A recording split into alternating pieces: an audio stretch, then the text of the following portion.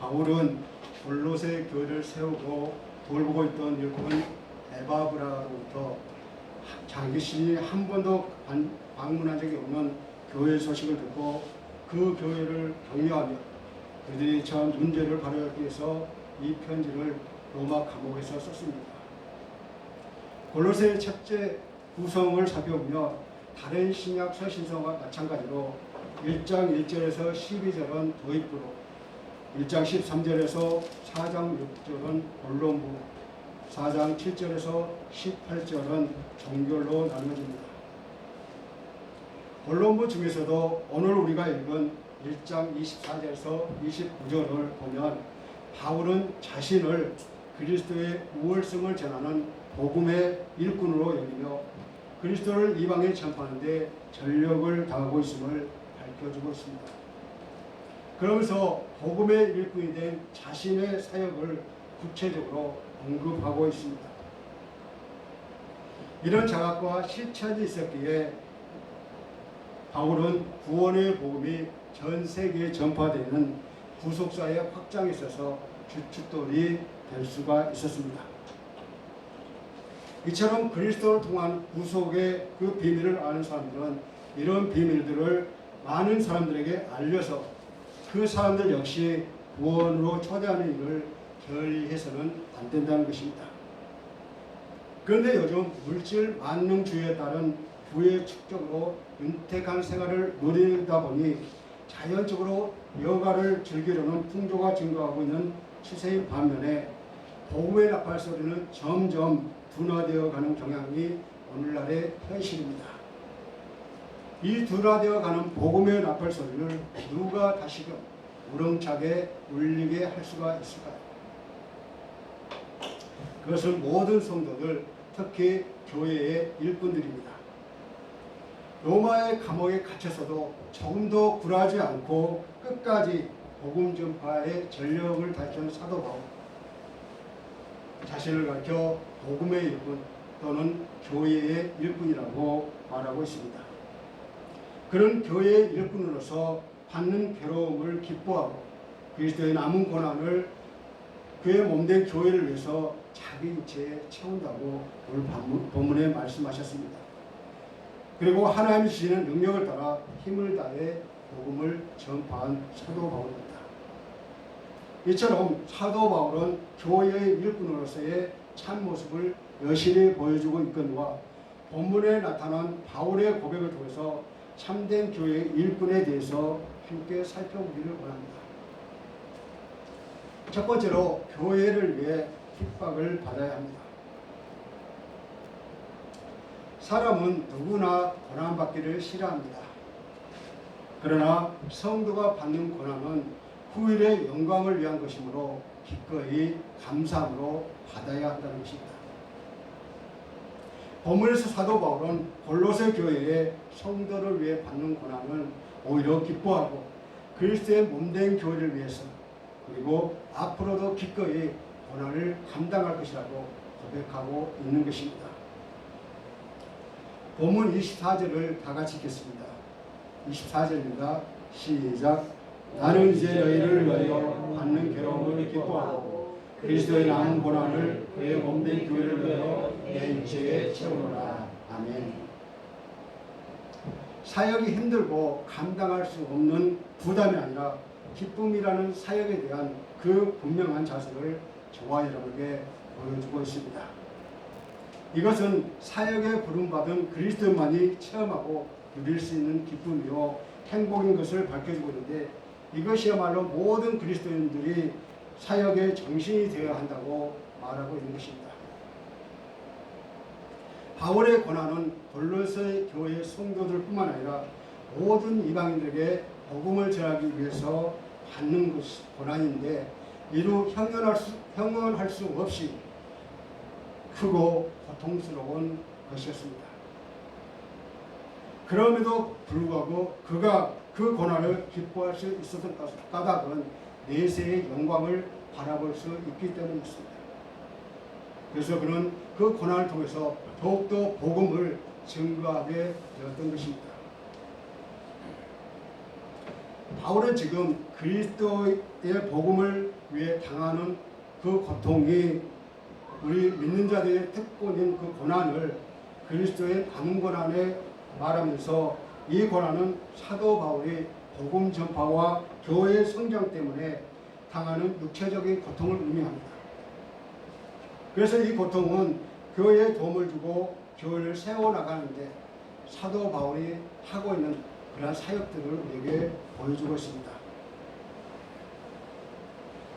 그러면 어떤 의미에서 사도 바울의 그 고난이 그리스도의 남은 고난을 채울 수가 있을까요?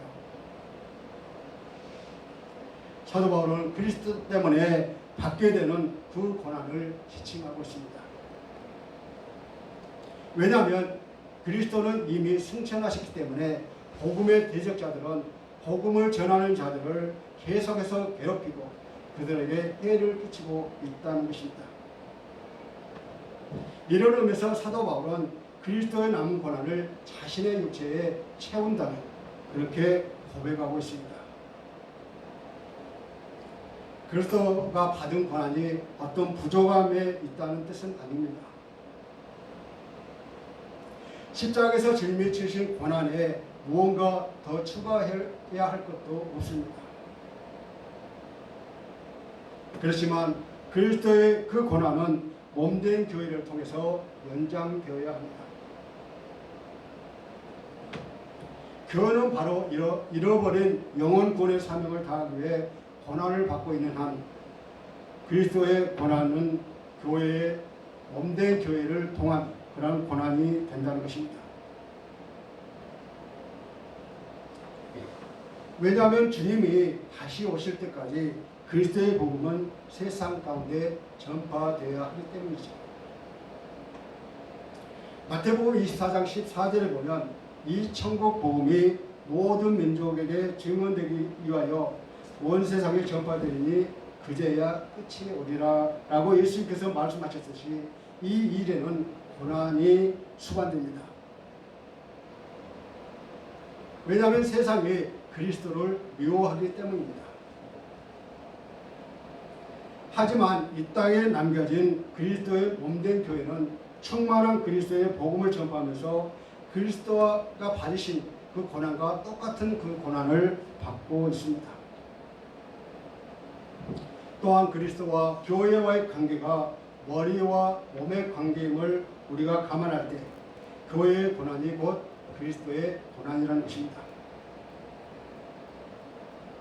그러나 교회가 당하는 그런 고난은 그리스도의 고난처럼 대속적인 그런 가치를 가지고 있는 것이 아니라 다만 교회의 성장과 완성을 위한 꼭 필요한 것이라고 말씀하고 있습니다. 따라서 사도 바울은 교회를 위해 고난을 자신의 육체에 채운다고 그렇게 말한 것은 비록 그리스도 자신이 직접 당하는 고난은 완결되지만 간접적으로나마 몸된 교회가 받는 고난에 동참하여 교회를 위한 고난을 기꺼이 받겠다는 그 결의를 나타낸 것이라고 할 수 있습니다. 우리가 아는 것처럼 사도 바울은 이방인들의 구원을 위해서 이미 말할 수 없는 고난을 당했습니다. 또한 감옥에 갇히기도 했습니다. 그러나 사도 바울은 이 같은 고난을 통해 복음이 선포되고 교회가 세워짐을 기뻐했던 것입니다. 교회의 일꾼이 받은 고난은 바울처럼 그리스도의 몸된 교회를 위해 받는 고난입니다. 따라서 그 고난이 어떤 고난이든 우리는 달게 받아야 합니다. 만일 그 고난을 피하려고 한다면 하나님의 영광을 피하는 것과 같습니다. 여러분, 그리스도께서는 우리 죄인된 우리를 구원하시기 위해서 십자가의 고난을 담당하셨습니다. 따라서 그리스도의 몸된 교회는 믿음을 지키기 위해 그리스도의 고난에 동참해야 합니다.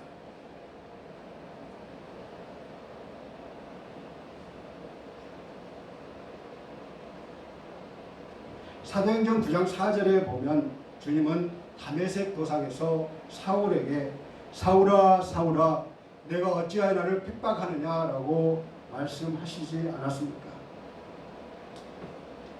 이처럼 교회 머리에 계시는 주님은 성도들이 겪는 고난을 낱낱이 지켜보고 계십니다. 따라서 교회를 위해 받는 그 고난은 주님을 위해 받는 고난이며 주님을 위해 받는 그 고난은 성도에게 참 기쁨과 큰 은혜를 가져다주며 고난이 크면 클수록 그 영광도 커진다는 것입니다.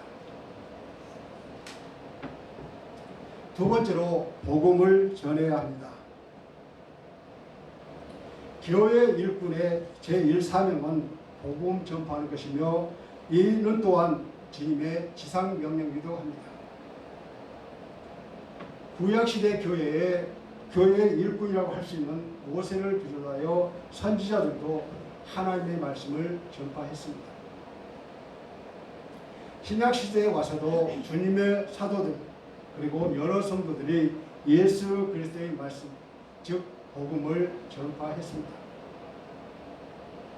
사도 바울은 옥에 갇혀 있으면서도 그리고 순교하기까지 복음을 전파했으며 때를 얻든지 못 얻든지 항상 힘써 전파하라고 믿음의 아들 디모데에게 권면했습니다.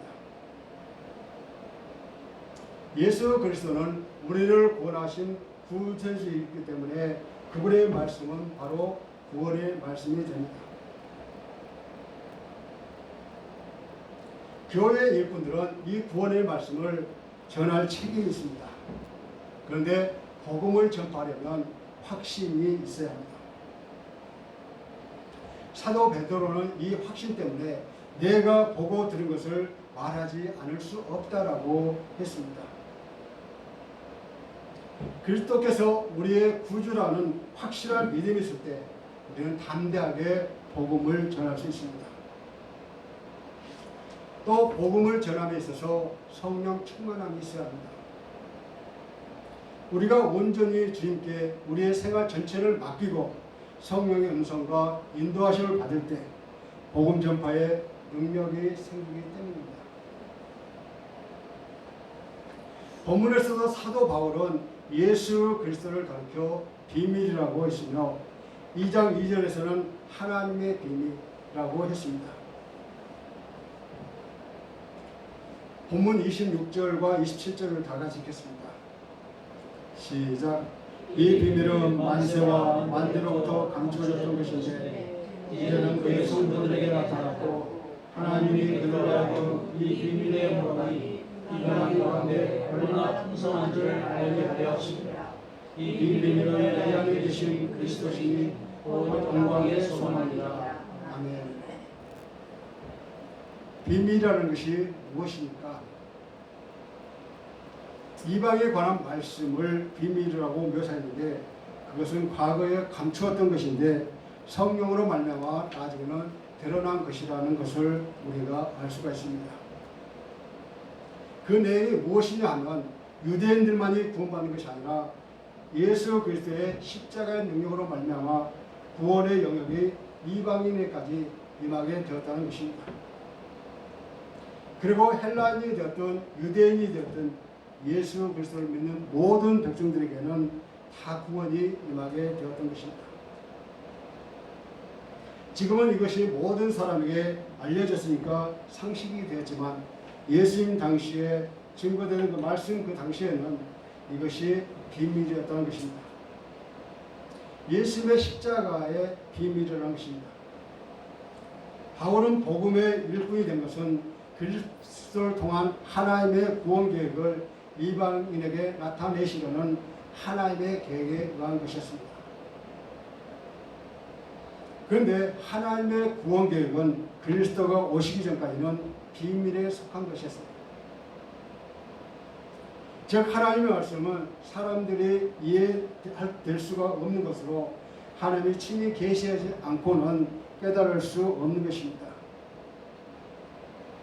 왜냐하면 이 비밀이 사람의 노력으로 발견되거나 깨달아질 수 있는 것이 아니고 하나님의 의지와 행위로만 가능했기 때문입니다. 그리고 이 감추어졌던 하나님의 비밀이 성육신 사건을 통해서 인간을 향한 당신의 구원의 계획을 나타내셨는데, 이런 의미에서 그리스도는 곧 하나님의 비밀입니다. 하나님은 만세 전부터 이 비밀을 감추어 두셨다가 이제 바울을 비롯한 사도들을 통해서 당신의 비밀을 공개하신 것입니다. 왜 그리스도의 사건이 비밀이야 되었을까요? 깨닫지 못했기 때문입니다. 자신의 죄의 심각성을 깨닫지 못하기 때문입니다. 그러나 자신의 죄악을 깨닫고 예수님의 십자가가 아니면 해결할 수 없다는 것을 깨닫는 순간, 십자가는 내 눈을 열고 내 인생을 바꾸는 계시의 사건이 됩니다. 그러므로 이 십자가의 기막힌 은혜로 구원받은 것을 아는 사람이라면 더 이상 침묵할 수가 없다는 것이죠. 어떤 대가를 지불하고라도 이제는 복음을 전하고자 할 것입니다. 그래서 예수 그리스도의 구원의 비밀을 전파하는 사람이 곧 교회의 일꾼이라고 했습니다.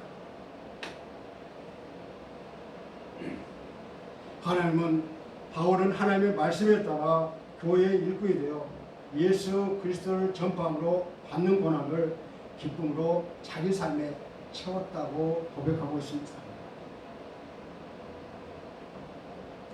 그것이 하나님이 주신 확실한 사명이었기 때문이죠. 그렇기 때문에 사도 바울은 복음을 전할지라도 자랑할 것이 없다라고 고백한 것입니다. 오히려 자신이 복음을 전하지 않으면 자기에게 화가 있을 것이라고 말하고 있습니다. 사명을 맡은 자에게 구할 것은 오직 충성이라고 했습니다. 그러나 많은 그리스도인들이 이 사명을 잊은 지 오래입니다. 그래서 비그리스도인과 똑같은 방식으로 삶을 살아가고 있습니다. 막연히 하나님의 영광을 위해서 산다고 하면서도 정작 하나님이 주신 사명에는 관심이 없다는 것이죠. 비그리스도인들은 보이는 것을 위해서 일하지만 우리 그리스도인들은 보이지 않는 그 하나님을 위해서 일해야 합니다. 그 하나님께 받은 사명대로 이 땅에 예수 그리스도의 복음을 삶으로 우리는 드러내야 한다는 것이죠. 세 번째로 능력의 역사에 따라 일해야 합니다. 여기서 능력이란 인간의 지식이나 지혜나 힘 등으로 말하는 것이 아니라 성부, 성자, 성령, 삼위의 능력을 말합니다. 교회의 일꾼은 그리스도의 능력으로 일하는 사람입니다. 우리가 잘 아는 것처럼 주님을 3번씩이나 부인했던 사도 베드로, 그가 담대한 복음의 일꾼이 된 것도, 또 핍박자 사울이 전도자 바울이 된 것도 모두 그리스도의 능력을 힘입었기 때문입니다. 만약 그 능력을 힘입지 않았다면 그들의 노력과 수고가 헛된 것이 되었을 것입니다. 본문 29절을 다 같이 읽겠습니다. 시작. 이를 위하여 나도 내 속에서 능력으로 역사하시는 이의 역사를 따라 힘을 다하여 수고하노라. 아멘. 사도 바울은 자신의 그 사역의 원천이 무엇인가를 밝히고 있습니다. 그것은 그 원천은 자신의 심령 속에서 능력으로 역사하시는 영광의 소망이신 예수 그리스도를 드러내는 것이며, 이 예수님이 바울의 심령에서 계속해서 그리고 능력으로 역사하고 계심을 언급하고 있습니다. 이처럼 사도 바울은 자신 안에서 매 순간 효과적으로 역사하시는 그리스도의 능력을 힘입어 복음을 사명을 감당할 수 있었는데, 빌립보서 4장 13절에서 내게 능력 주시는 자 안에서 네가 모든 것을 할 수 있느니라 라고 고백할 수가 있었던 것입니다.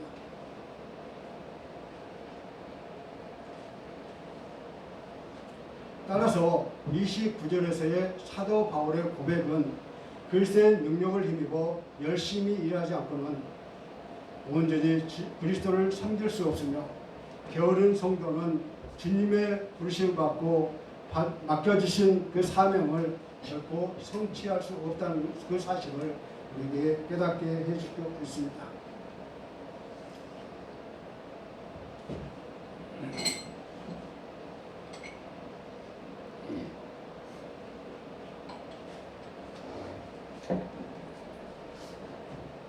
그러나 그 능력의 원천이 그리스도에게 있다고 하더라도 그것이 밖으로부터 압력에 의해 기계처럼 움직이는 것이라고 생각해서는 안 된다는 것이죠. 그리스도의 능력의 진가를 드러내는 것은 사도 바울 자신이 사도적 소명의 그 철저성과 전적인 헌신을 통해서 이루어진다는 사실을 간과해서는 안 됩니다. 바울의 설교, 가르침, 권면에는 오직 한 가지의 목적이 있었습니다. 영혼들을 그리스도 안에서 완전한 자로 세우는 것입니다. 그때 비로소 그들이 또한 복음을 전하는 자들이 될 것입니다. 또한 그리스도의 능력을 힘입은 자들은 열심히 전도하고 열심히 봉사하게 될 것입니다. 사도 바울은 힘을 다하여 수고하였노라 라고 했습니다. 이처럼 교회 일꾼들은 성령의 능력을 힘입어 용기를 얻고 열심히 일을 해야 합니다. 그러므로 성도는 마라토너처럼 달리는 사람처럼 경주에 온 힘을 쏟아넣듯이 모든 힘과 능력과 정성을 다 바쳐서 노력하고 수고하는 부지런한 일꾼이 되어야 할 것입니다. 사랑하는 성도 여러분, 하나님은 바울을 복음의 사역자와 교회의 사역자로 부르시고 사명을 주셨고 사도 바울은 그 사역을 위해서 올바른 정신과 합당한 자세로 헌신하며 주를 섬겼습니다. 오늘 우리가 살펴본 본문의 말씀을 보면 부름받은 참된 교회의 일꾼들은 예외 없이 사도 바울처럼 사역을 어떻게 수행해 나가야 할 것을 구체적으로 하는 그 지침과 그 내용을 제시해주는 정말로 귀한 본문이 아닐 수 없습니다. 왜냐하면 바울 시대나 오늘 우리의 시대나 그 사역의 원리와 그 구체적인 내용과 목표가 여전히 동일하기 때문입니다. 말씀을 맺겠습니다. 오늘날 기독교는 여러 가지 도전과 시련을 겪고 있습니다. 둔화된 복음의 소리를 힘차게 울려 퍼지게 하기 위해서는 그 어느 때보다도 교회의 일꾼들이 필요합니다. 그러므로 주님의 부르심을 받은 주의 그리스도인들은 사도 바울과 같은 겸손한 자세로 주께서 주신 사명에 따라 담대한 일꾼이 되어 교회를 위해 권한을 받고 복음 전파에 힘쓰며 성령의 능력에 따라 수고하는 교회의 큰 일꾼들이 되어야 할 것입니다. 이 사역은 하나님이 주신 놀라운 기쁨이요 특권임을 우리는 잊지 마시기 바랍니다.